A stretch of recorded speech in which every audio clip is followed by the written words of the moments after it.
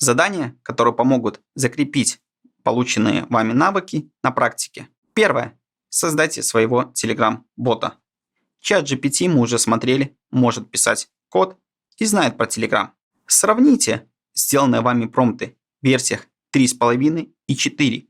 Поймите разницу и точно понимайте, в каких случаях вам нужно использовать ограниченные запросы от версии 4, в каких случаях GPT 3.5 справляется отлично. Сейчас в ChatGPT более 100 плагинов.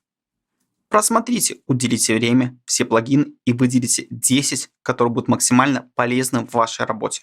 Сделайте Google таблицу с расширением ChatGPT for Google Sheets и настройте там контент-план на весь следующий месяц. И, конечно, даже если вы не планируете пока менять место работы, обновите свое резюме, ведь теперь вы уже знаете все про ChatGPT.